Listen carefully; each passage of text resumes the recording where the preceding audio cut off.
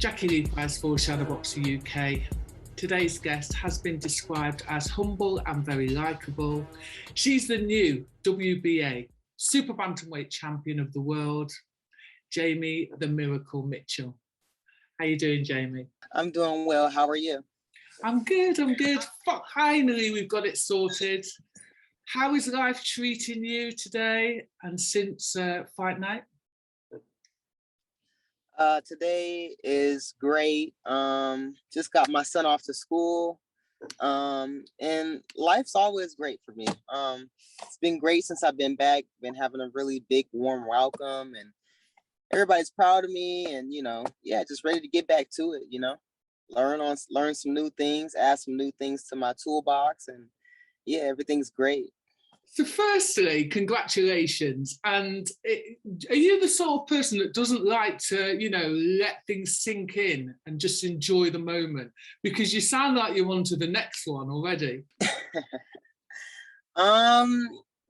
Yeah, everybody's like, be proud of yourself. I'm like, I'm proud of myself. It's just how I am. I'm just, I just feel like when you do too much celebration, then it's almost like saying, okay, this is the end. For me. So it's like, for me, I'm still hungry. I'm still ready for what's next, whether it's a rematch with Shannon Courtney or back in the UK for some more delicious fights. I'm just ready to get back in the gym. I literally was trying to get back in the gym. I took 2 days off. I got back Sunday, and I took Monday and Tuesday off, and then yesterday I was trying to get back in the gym, and my coach refused to let me get back in the gym. So he's like, no, stay at home. My dad's in town, so it was like, I was like, well, hi, Dad, I'm ready to go to the gym now, and he's like, no, stay home, spend time with your family, go out, have some food, and then come back next week. So I was like, all right. So yeah, I'm just more ready to learn. I'm ready to learn some new things and add things to my toolbox, and look at things that I didn't do that wasn't good. And I'm just more on that. We're past the celebration for me. So what did he do? Kind of lock you out the gym? Did he let you get to the door No, and then he go, just no? Kind of like basically told me, you don't need to be in the gym. You need to rest your body. You need to be proud of yourself. Take this time to be proud of yourself more than anything. I was like, all right. Yeah, good advice.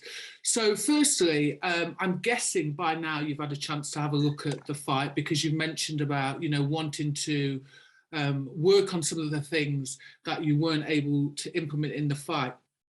But can you just give me an assessment of how you think you did? Let's look at the positives. So I did great. I mean, there was a lot stacked against me. And when I kind of like say that, I say, first of all, I was going from the USA to London, and if anybody knows their history of boxing, back in slavery days when it was only blacks and whites allowed to box, and boxing originated from London. So I'm going to not only her territory, her and her promoter's territory, but it was a lot of history in me going out there too. And then, fighting one of Eddie Hearn's top girls in that weight division was also another thing that was stacked against me. And, so, and also her not making weight for whatever reason. We don't know the reason, what she says, but we really don't know. Her not making weight and me seeing, actually, I was in the gym watching her work out. They didn't even know I was in there. And I was like, wow, she's working out like she's in the Olympics. She's working out hard, too hard to be trying to make weight, the next day. So when I seen that, I was like, oh man, she must be over. It's not like, okay, I'm gonna just shake these couple pounds off. It was like, I saw that, and I know people don't think I have enough experience in boxing, but I've been in the game for a while. When I seen that, I was like, oh man, that's all bad. Like, that's not a good look. And her and her coach was in there. They didn't even know I was there. I was watching them for the longest time. And so when we were able to hydrate up after we made the weight, to me, if you look at both of our arms and just our body in the fight, it felt like she was over 130.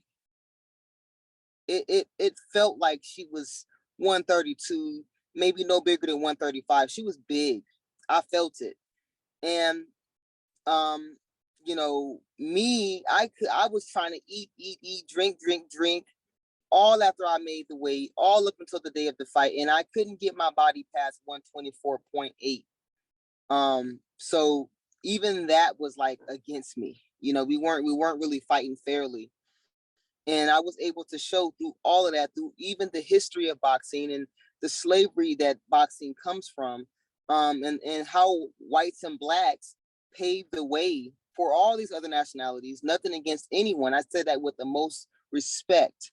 I was able to go in there October 9th, go to unknown territory, and get the job done. I did everything I said I was going to do except knock her out. And I felt like I couldn't do that because she just wasn't my weight. She was 3 weight classes ahead of me come fight night. So, but I'm a strong person inside and out, and I was able to get the job done.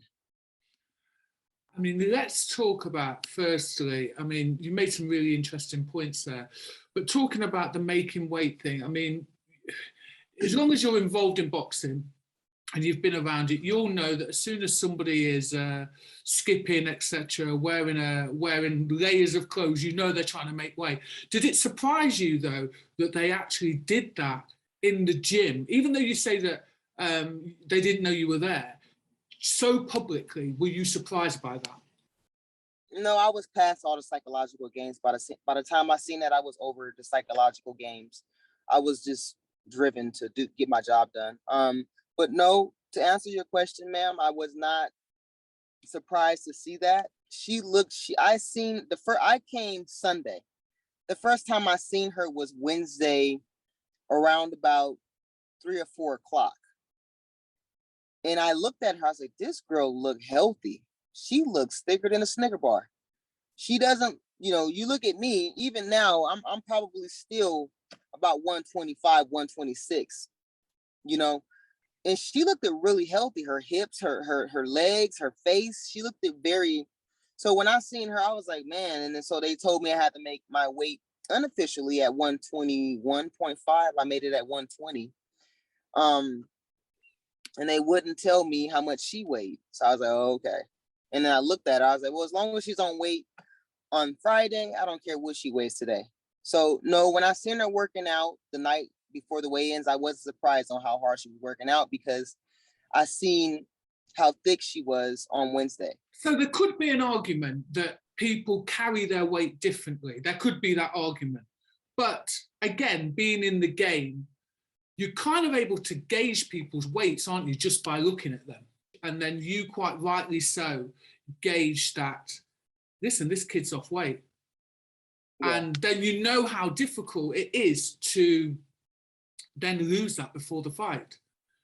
Yeah, I mean, she probably could have been 7 pounds. I mean, over, you know, and that's way too. When I left here Sunday, my dad came in to make sure my son got to and from school and make sure he was good.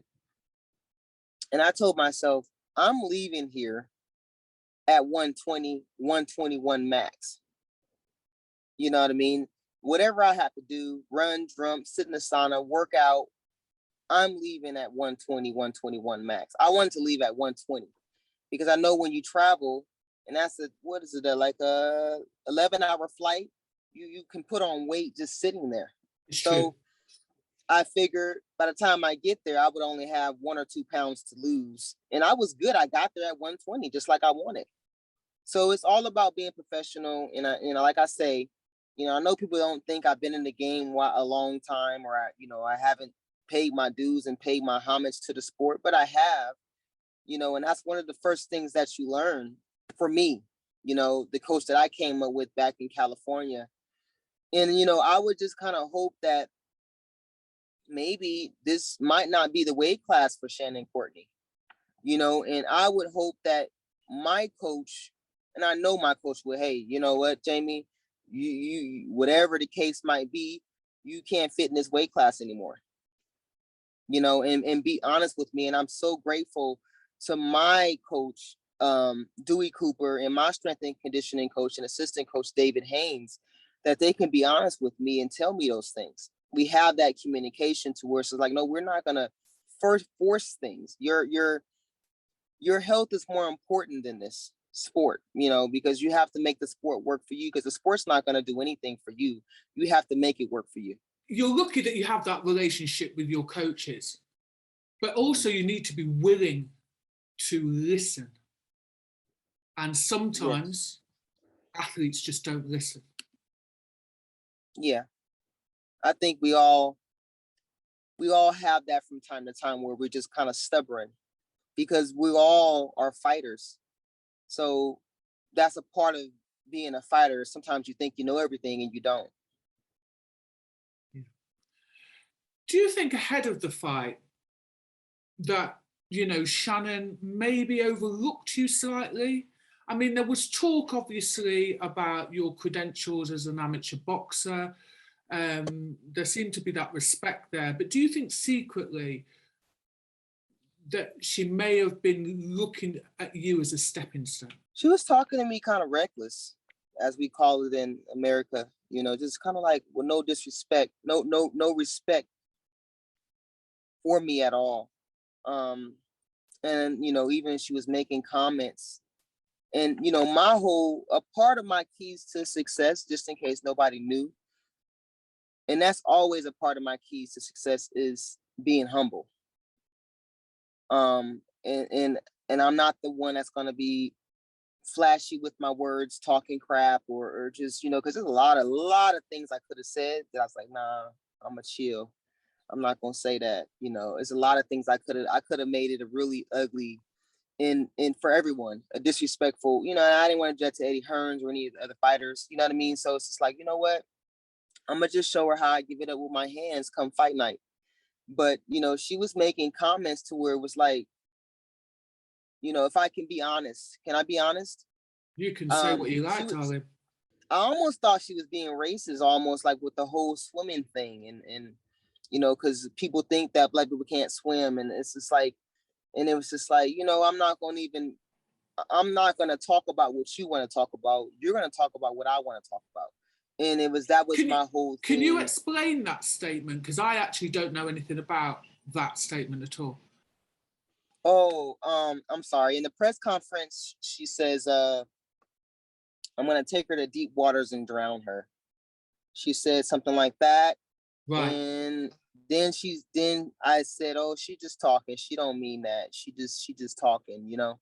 And Eddie Hearns asked me, are you ready to swim in deep waters? I said, oh yeah, I could swim really great, actually. I mean, that shouldn't be a problem. And then she said, bring your floaties.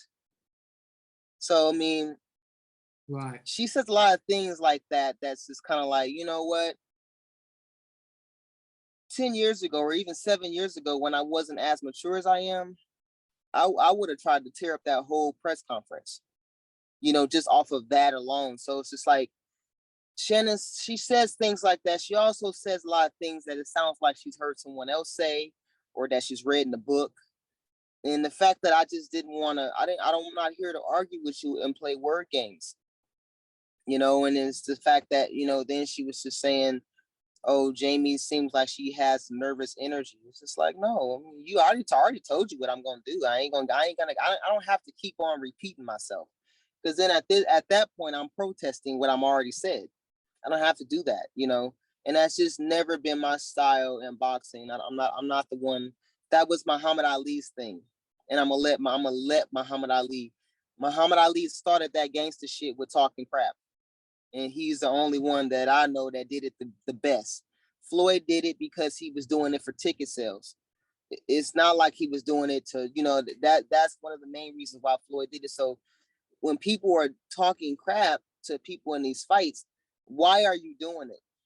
Are you doing it because you don't believe you're going to do it? Or are you doing it? What are you doing it for? Because you're already a champion.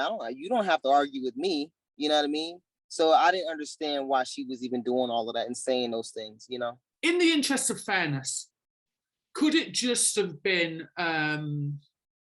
you know, rather than it being a racist statement, do you think maybe, you know, this is a term sometimes used for, you know, in boxing? Do you think it could be that?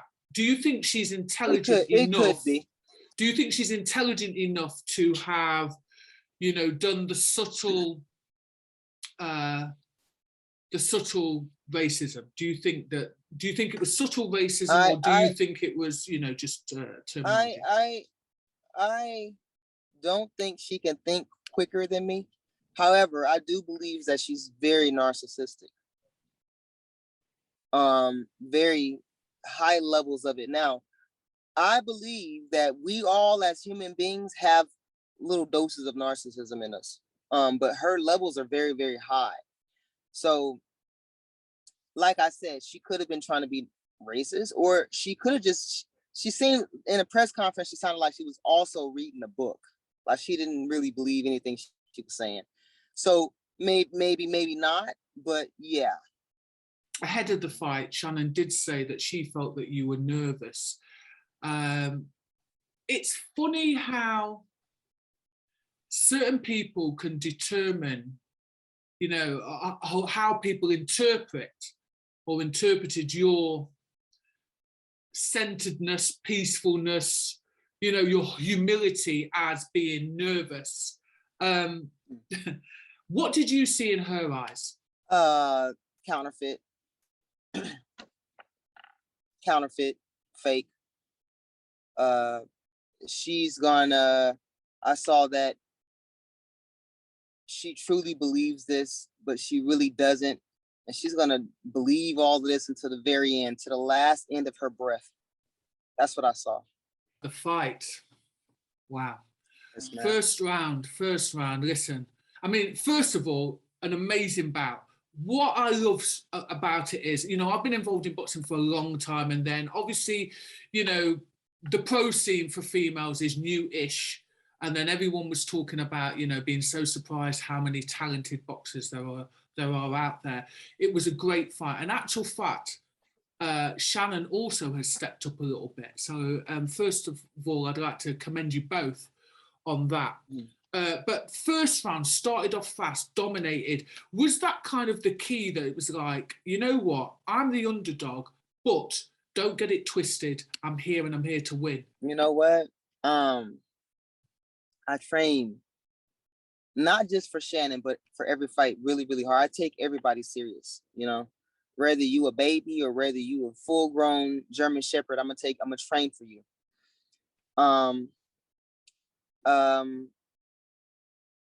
But I mean, we work over things, and we try to make things habits in boxing. All of us as fighters, we try to make it second nature. But me, I feel as though, I don't even know if that was a part of the game plan. I think I feel my way through people.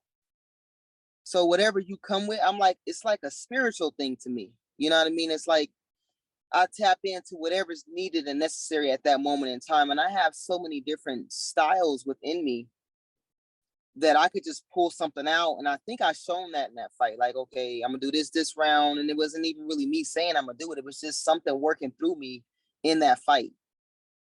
You know, and being able to listen to my coaches and work on things that we were obviously working on in camp since we got this call in July to fight her. It sounds like, you know, you're saying that you work on the repetition of certain, let's say, tactics, and then it becomes, you know, so ingrained that you don't even think about it. And I guess I'm hearing you say that effectively was what was happening on Fight Night. Right. In terms of the rest of the fight, pretty dominant all the way through, I would say. You've got a cracking engine on you. There was just in the 7th round, I would say that, you know, probably was Shannon's round. Yeah, it was the 8th round. Yeah, that was definitely. And, you know, it was kind of like she had a moment, not a round. You know what I mean? Yeah, I do. Like she had a moment and she capitalized on that moment for a little bit. And I've watched the fight already 3 times since I've been back. And I was able to see, like, yeah, you know what I mean? But we're going to go ahead and we're going to just give her that round and just say, yeah, she won round 8. And I thought she won round 2 as well. Until I would look back at it, I was like, I don't think she really won. I didn't have the same intensity. So when people expect certain things from you and you don't do those things, you can do something else that was great, but because you didn't do that, then that wasn't your round. So that's how I look at round 2. But round 8, yeah, she can have that one. It's funny because I think because of your engine, and like you just said, when you take your foot off the gas a little bit, like you're saying, people go, oh, well, no, she's still not in the fight. But you're absolutely right. You were doing some really great stuff. And it's not even that I took my foot off it's not even that I took my foot off the gas in round 2. It's because I chose to work on other things. Like I said earlier, I have so many different styles within me, you know? When I mean gas, I don't necessarily mean like acceleration. Do you know what I mean? Yeah. Yeah, so yeah, let me just clarify that. But going back to the fight, so you're there, you give a great performance, and then there's that moment, you know it's coming, because as the underdog, you think you wanted to come and knock her out. You get the scorecards, 95-95 was one of the scorecards. You know, what goes through your mind at that point? I didn't panic. When I tell you, when I signed that contract, when my manager, Brian Cohen, sent me the contract by email and I signed it, I knew I was going to win. I didn't take the fight because of the belt or the money. I took it because I wanted to beat Shannon. And if the belt came along, whatever came along with that, then okay. But when I heard him 95-95, in my mind, I still didn't, oh my God, 95-95. Like, she panicked. She was like, but me, I was like, yo, I got this. I got this. This is one of my best performances of all 50 of my amateur fights and all 8 or 9 of my pro fights. This is my best performance. I got this. So when I heard it, I was like, alhamdulillah, whatever he's seen. I don't know what he saw, but I know I got 95. Maybe she got 92, but I still was confident. Like, yo, the fight not over until they announced the winner. So I was still confident. I still had that confidence in me, I believe you. I don't know if I said this earlier on, but there was a moment when you guys did the face-off. And for me, it was like, this girl is not playing at all. This girl has come to win. And I don't mean like, some people go, well, they've come to win and they try the hardest. It's like as certain as night and day, this woman is winning this belt. Shannon lost the belt on the scales. Firstly, did you have in a clause that you had to do the rematch? Was that written into the contract? Because if she's lost it on the scales, effectively that leaves you in the driving seat, doesn't it? It was in the rematch clause, but that was at 118, both of us being at 118. So, me, at the end of the day, if I sign a contract, I don't give a shit. I'll fight a baby. I don't care, But at the end of the day, I didn't know when I signed the contract that she wasn't going to make weight. And, my word is bond. Like, if I say I'm going to do something, then I'm professional and I want to deliver on that, because I know I was raised as all you can have nice cars, nice clothes, all the money, belts, whatever, fame, but your word is really all you have. 100%. So when I said, yes, I'll fight Shannon at 118, I meant that. And I just kind of feel like it needs to be looked at, being that she didn't make the weight,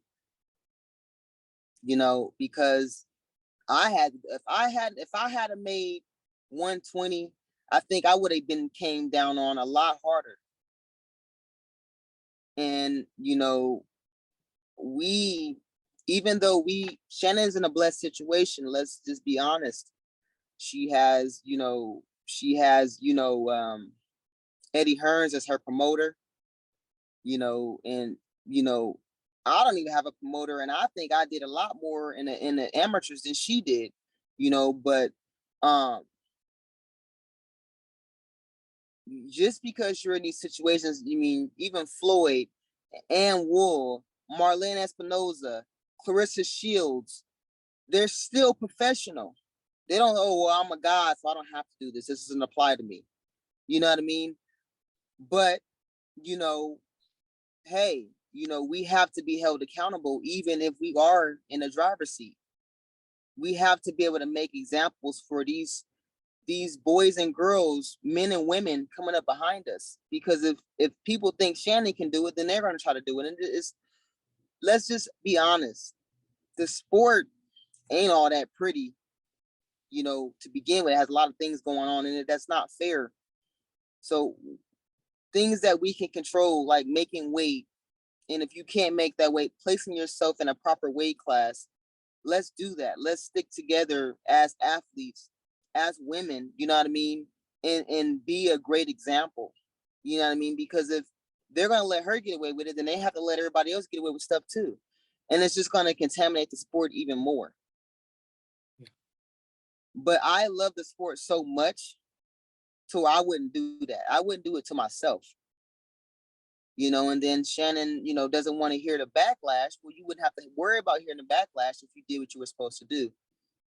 You know what I mean? And truly being true to the game. You know, like I said earlier, boxing was my first love. And all these years later, I still love boxing. I'm still obsessed with getting better. You know what I mean?